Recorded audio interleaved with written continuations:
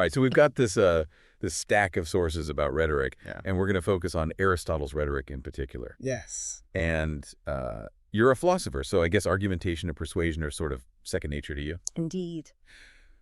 But Aristotle's approach to rhetoric, rooted in dialectic, it really adds like another dimension to it, doesn't it? It does. So in this deep dive, we're going to try to break down the rhetoric, explore those philosophical nuances, and figure out why it still resonates with us, after centuries. That's good. Okay, so first things first.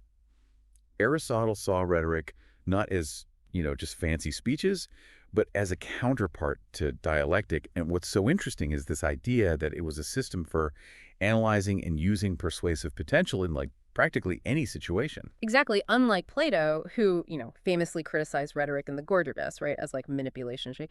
Aristotle really wanted to legitimize it within philosophy. Okay. He argued that rhetoric, like dialectic, deals with matters that aren't confined to like one specific discipline. Yeah. They both use widely accepted premises, what we call endoxa, to construct arguments. So it's not about rhetoric being inherently good or bad, but the purpose it serves. Yes. I guess you could say it's like a hammer can build a house or it can break a window. It's a good analogy. Right. Now, at the heart of Aristotle's rhetoric, you have this like trifecta of persuasion ethos, pathos, and logos, right? Appealing to the speaker's character, the audience's emotions, and the logic itself. Yeah, those famous three.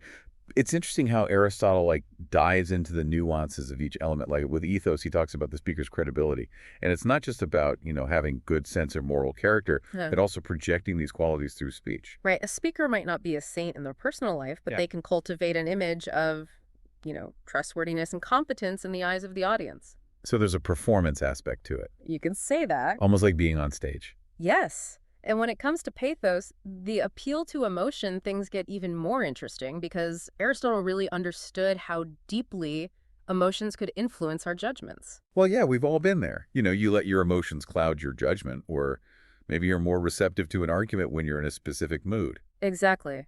Aristotle meticulously categorized emotions: anger, fear, pity, shame, you name it. Right. And he analyzed how a skilled rhetorician could actually arouse or like appease those emotions in their audience to kind of guide their decisions.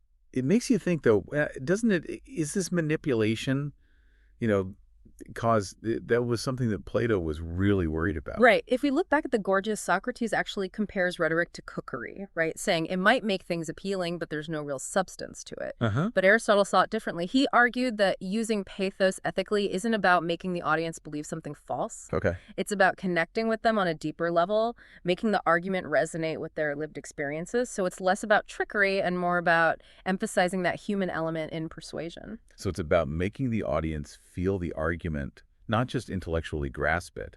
Exactly. And with logos appealing to reason, that's where Aristotle's rhetoric really moves away from those manipulative tactics used by the sophists. He believed the most potent form of persuasion is actually logical argumentation, and particularly through a type of deductive reasoning he calls the enthymeme. Enthymeme. Yeah, it's like a condensed syllogism, isn't it? Where Yeah. one of the premises is like implicit, allowing the audience to sort of fill in the blanks. Precisely. One of his examples is, he is ill for he has a fever. Right. The unspoken premise here is all people with a fever are ill, right? And the audience familiar with this general truth, they readily accept the conclusion. But that reliance on unstated premises, while it's efficient, couldn't it also be a bit problematic? It could. Because if a premise is left unsaid, doesn't that open the door to misunderstandings or even allow a speaker to sneak in assumptions that maybe the audience wouldn't agree with if they were actually stated directly? That is a very insightful point, and it highlights that potential for manipulation with enthymemes. Aristotle, of course, believed that rhetoric should be used ethically, but you're right, recognizing this potential for manipulation is really crucial.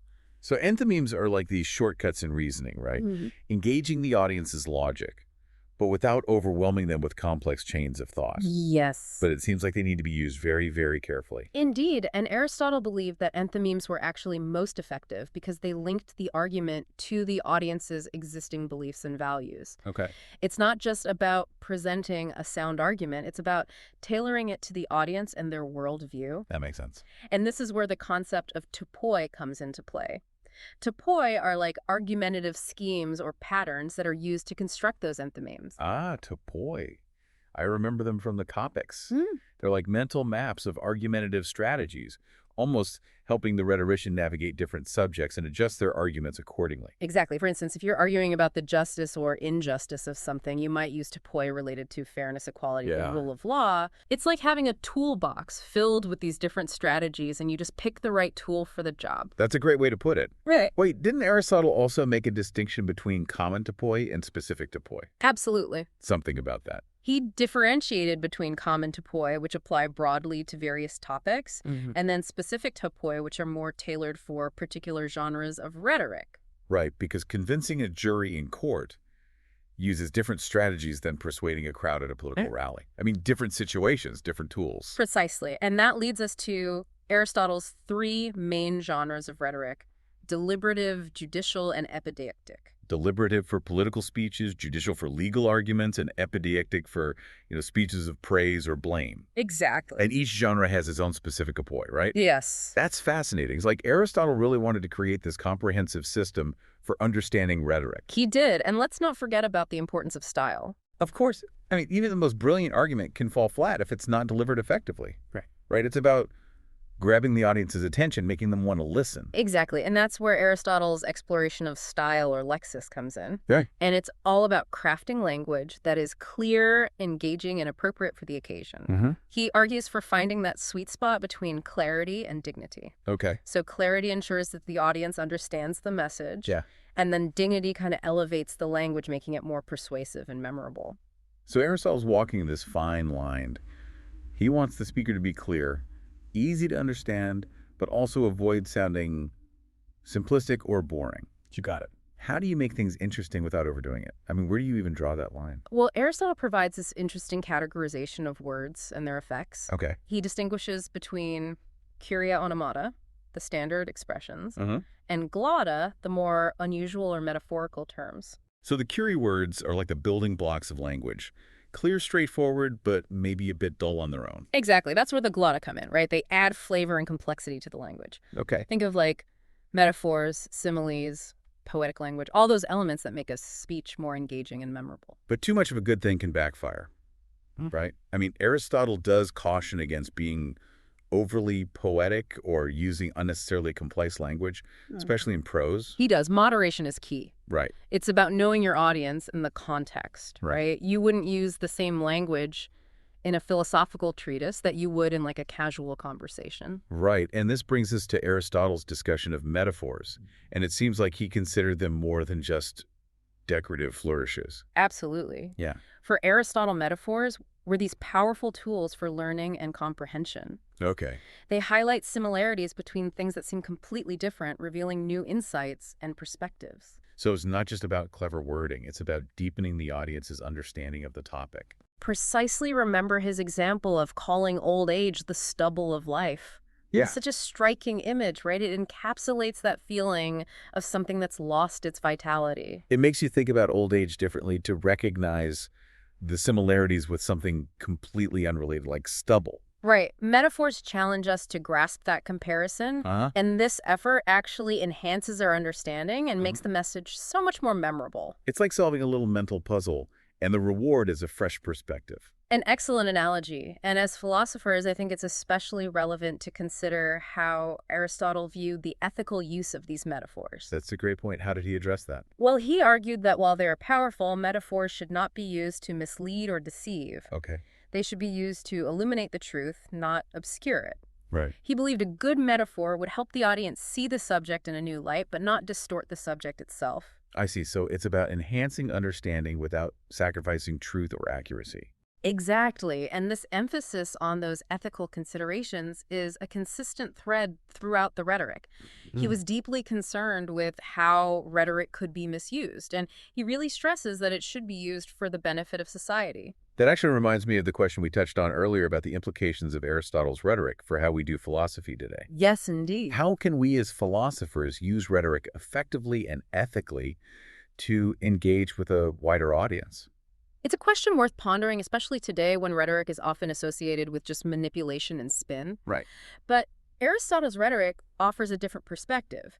He believed that it could be used ethically to persuade large audiences, even those without specialized knowledge.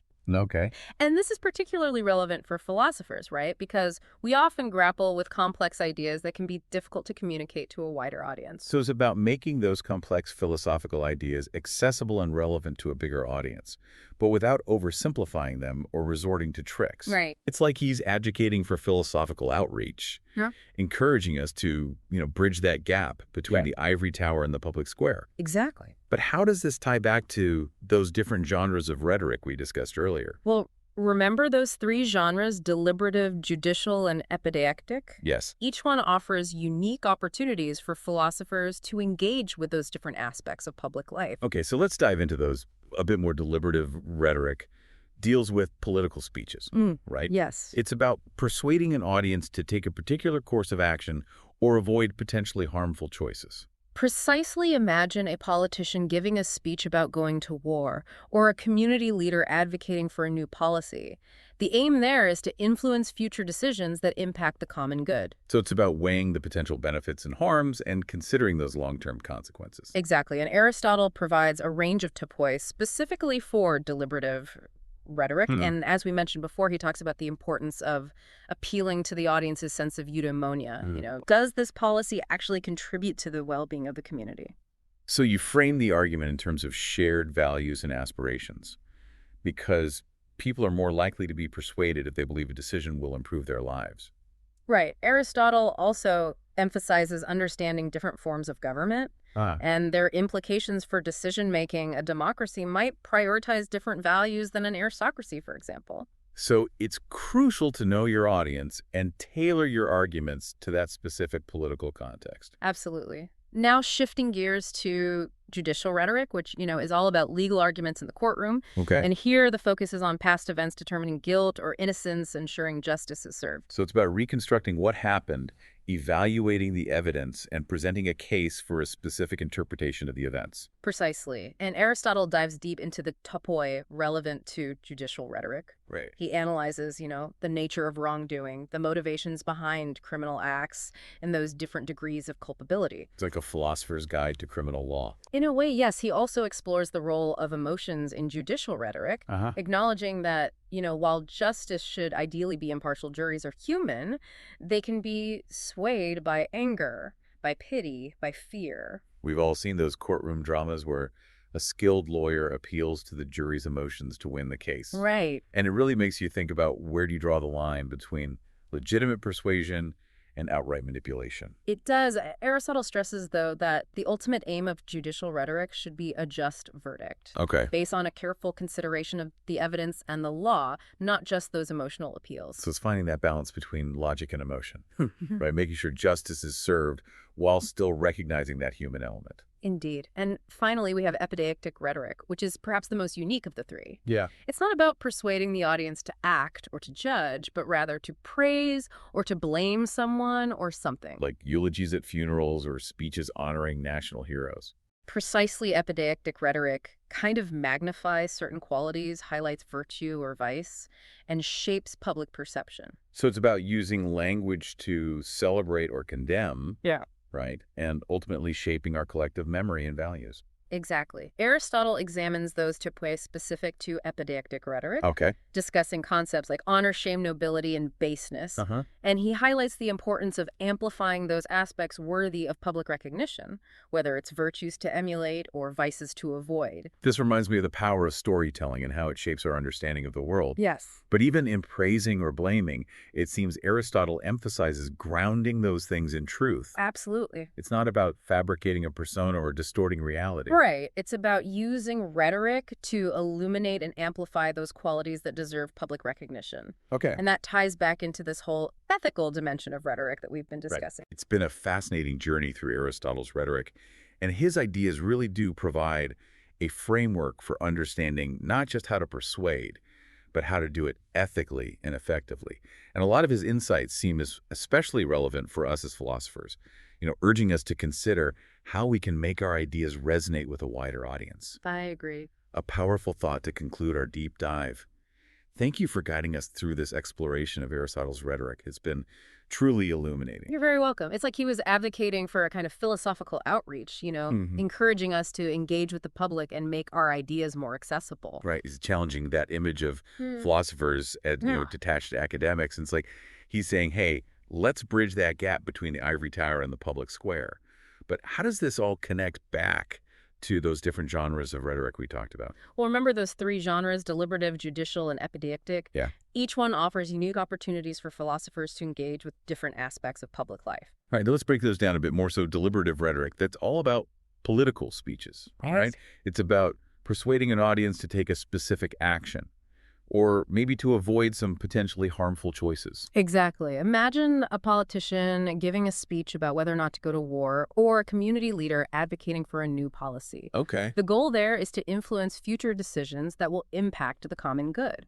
So it's about weighing the potential benefits and harms, considering those long-term consequences. Precisely. And Aristotle gives us a bunch of topoi specifically for deliberative rhetoric. Okay. Like we mentioned before, he talks about the importance of appealing to the audience's sense of eudaimonia. Right. Does this policy or action actually contribute to the well-being of the community? So you're framing the argument in terms of shared values and aspirations because people are more likely to be swayed if they believe a decision will ultimately improve their lives. Exactly. Aristotle also stresses the importance of understanding different forms of government. And their implications for making decisions in democracy might have different priorities than in aristocracy, for instance. So knowing your audience and tailoring those arguments to the specific political context is crucial. Absolutely. Now let's shift gears a bit to judicial rhetoric, which is focused on legal arguments, those courtroom settings. And here, the focus shifts to past events, figuring out guilt or innocence, and making sure justice is served.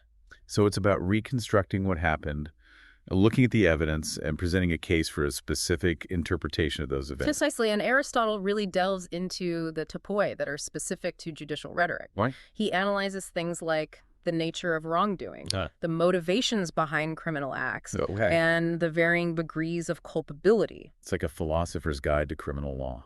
In a way, it is. He also explores the role of emotions in judicial rhetoric. Okay. Acknowledging that while justice should be impartial, juries are human and they can be influenced by things like anger, pity, or fear. We've all seen those courtroom dramas where a lawyer tries to appeal to the jury's emotions to get the outcome they want. Right. And it makes you wonder, where's the line between legitimate persuasion and just plain manipulation?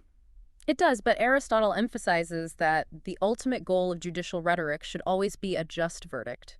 Okay. One that's based on a careful consideration of the evidence and the law, not just those emotional appeals. So it's about finding that balance, right? Logic and emotion, making sure justice is served, but also recognizing that human element in legal proceedings. Exactly. And finally, we come to epideictic rhetoric, which might be the most unique of the three, because it's not about persuading the audience to take action or make a judgment, but to either praise or blame someone or something. Think of eulogies or speeches honoring national heroes. Precisely, epideictic rhetoric kind of magnifies certain qualities. It highlights virtue or vice, and it shapes public perception. So it's about using language to celebrate or condemn, and ultimately shaping our collective memory and values. Exactly. Aristotle looks at those topoi that are specific to epideictic rhetoric, Right. discussing concepts like honor shame, nobility, and baseness. Okay. And he really emphasizes amplifying those aspects that are worthy of public recognition, whether they're virtues we should try to emulate or vices we should avoid.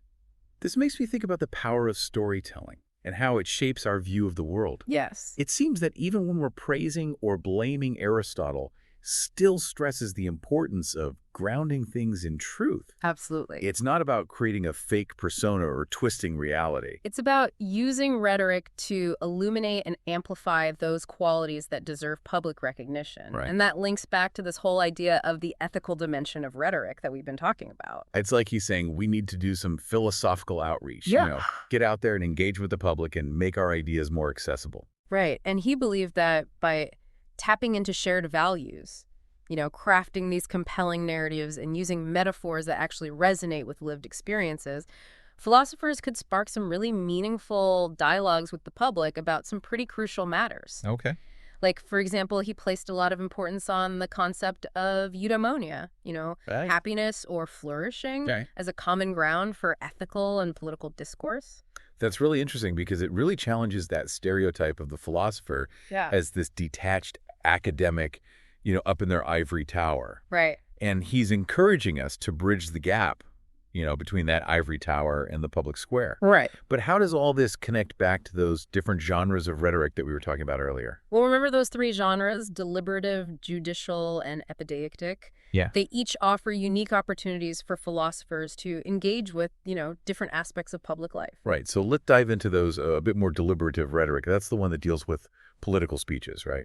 It's about persuading an audience to take a particular course of action or to avoid making potentially harmful choices. Exactly. Think of a politician giving a speech about going to war or a community leader trying to advocate for a new policy. Uh-huh. The aim there is to influence future decisions that will have an impact on the common good. So it's about weighing those potential benefits and harms, thinking about those long-term consequences. Precisely. And Aristotle gives us a whole bunch of topoi specifically for deliberative rhetoric. As we Right. mentioned before, he talks about appealing to the audience's sense of eudaimonia, Right. asking, does this policy actually contribute to the well-being of the community? So framing the argument in terms of those shared values and aspirations, because people are much more likely to be persuaded if they think that a decision is going to improve their lives in some way. Right. Aristotle also emphasizes the importance of understanding those different forms of government Okay, and great. how they might affect decision-making. A democracy might prioritize different values than an aristocracy. So knowing your audience and tailoring your arguments to that specific political context is absolutely crucial. Absolutely. Now let's move on to judicial rhetoric, which focuses on those legal arguments in the courtroom. Right. And here the focus shifts to past events, determining guilt or innocence, making sure that justice is served. It's about piecing together what happened, evaluating the evidence and presenting a case for a specific understanding of those events. Exactly. And Aristotle really digs deep into the topoi that are specific to this type of rhetoric, judicial rhetoric. Okay. He analyzes things like the nature of wrongdoing, Okay. the motivations behind those criminal acts, Uh-huh. and the different levels of responsibility involved. So it's like a philosopher's guide to criminal law. In a way, yeah. He also explores the role of emotions in judicial rhetoric, Okay. recognizing that even though justice should ideally be impartial, juries are made up of people, and those people can be swayed by things like anger, pity, or even fear. Yeah. And we've all seen those courtroom dramas where a lawyer is really playing on the jury's emotions to try and get the result they want. Right. It makes you wonder, where do you draw that line between legitimate persuasion and just, flat out manipulation? It does, and Aristotle emphasizes that the ultimate goal of judicial rhetoric should be a just verdict, Yes. one that's based on carefully considering the evidence and the law, not just on those emotional appeals. Exactly. And finally, we have epideictic rhetoric, which is maybe the most unique of the three, Right. because it's not about convincing someone to do something or make a judgment, but rather to praise or to blame someone or something. So things like eulogies or speeches given to honor national heroes. Exactly. Epideictic rhetoric is all about amplifying certain qualities, highlighting virtue or vice, and shaping how the public perceives things. So it's about using language to celebrate or to condemn and ultimately influencing our collective memory and our values. Precisely. And Aristotle looks at the topoi that are specific to this epideictic rhetoric, discussing concepts like honor and shame, nobility and baseness. Right. And he really highlights the importance of amplifying those aspects that are worthy of public recognition, whether it's virtues to try to emulate or vices that we should try to avoid. This reminds me of the power of storytelling and how those stories really shape our understanding of the world. Yes, and even when it comes to praising or blaming, Aristotle still emphasizes grounding those things in truth. Uh-huh. It's not about making up a persona or distorting reality. It's Right. about using rhetoric to illuminate and amplify those qualities that truly deserve to be recognized. Well, this has been a fascinating journey through Aristotle's rhetoric, and his ideas really do offer a framework for understanding not just how to be persuasive, but how to do it ethically and effectively. And it seems like a lot of his insights are particularly relevant for us, as philosophers, urging us to consider how we can connect with a wider audience. I agree. As you continue to explore the world of rhetoric, Remember, Aristotle's insights pay attention to how language is used to persuade, to move, to inspire. And most importantly, always consider the ethical implications of your words and the power that they hold. A powerful thought to end our deep dive. Thank you for guiding us through this exploration of Aristotle's rhetoric. It's been truly enlightening.